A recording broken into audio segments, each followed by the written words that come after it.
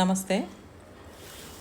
Soft and క్రిస్పీగా గారెలు రావాలంటే ఎలా తయారు చేయాలో ఒకసారి చూద్దాం.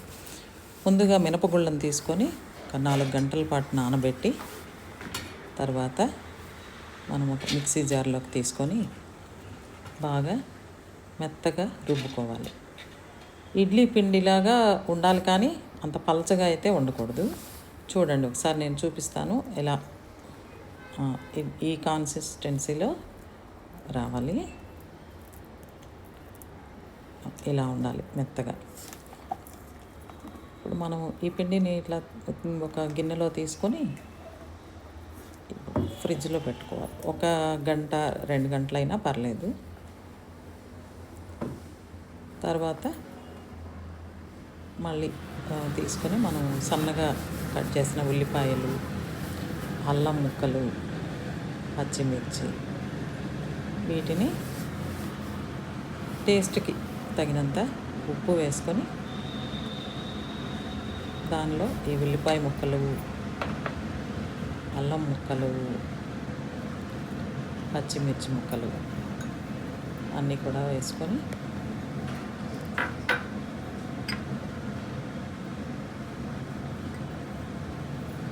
బాగా సన్నగా తరుక్కోవాలి.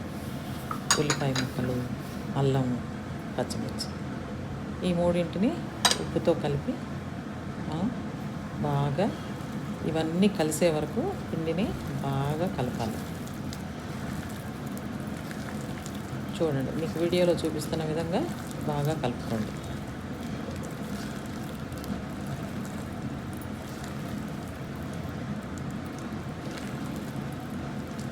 తర్వాత మనము ఆయిల్ బాగా వేడి చేసుకొని ఇలా పిండిని ముద్దలుగా తీసుకొని చేతిని నీటితో తడుపుకొని ఇలా గారెలు చేసుకొని మధ్యలో హోల్ పెట్టి ఆయిల్లో వేసుకొని కాల్చుకోవాలి. చేతిలో చేయటం అందరికీ రాకపోయినా ఏదైనా ఒక అరిటాకు తీసుకోను, లేదంటే ఒక స్మూత్ సర్ఫేస్ ఉండే ఏవైనా తీసుకొని దాని మీద గారెలను మనం ఇలా చేసుకొని ఇట్లా ఆయిల్లో వేసుకోవాలి.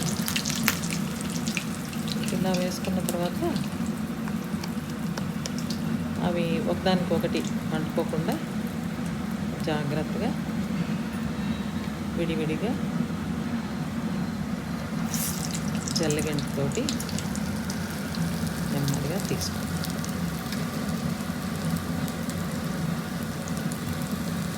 ఇట్లా ఈ విధంగా నెమ్మదిగా తీసుకుంటే మన ఆయిల్ కూడా మన పైన పడకుండా ఉంటుంది. వేసిన తర్వాత వీటిని కొంచెం వేగిన తర్వాత మళ్ళీ వాటిని రెండో వైపు కూడా కాలేలాగా మళ్ళీ తిప్పుకోవాలి. ఇలా మనం ఇవి గోల్డెన్ బ్రౌన్ కలర్ వచ్చే వరకు ఒక 2-3 సార్లు వాటిని మళ్ళీ వేరే పక్కకు తిప్పుకుంటూ గోల్డెన్ బ్రౌన్ వచ్చిన తర్వాత చక్కగా తీసి ఒక టిష్యూ పేపర్ పెట్టుకొని ఒక గిన్నెలో పెట్టుకోవాలి. ఇప్పుడు మీకు క్రిస్పీగా సాఫ్ట్గా ఉండేటువంటి గారెలు రెడీ అయిపోయాయి.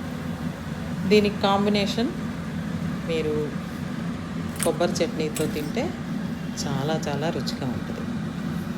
చూడండి, మీరు ఎంత సాఫ్ట్గా ఎంత క్రిస్పీగా వచ్చాయో గారెలు.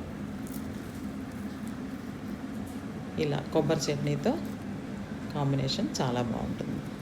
మీకు కొబ్బరి చట్నీ వీడియో కూడా వేరే వీడియోలో పెడతాను, మీరు కావాలంటే చూడండి. ఓకే అండి, థ్యాంక్ యూ.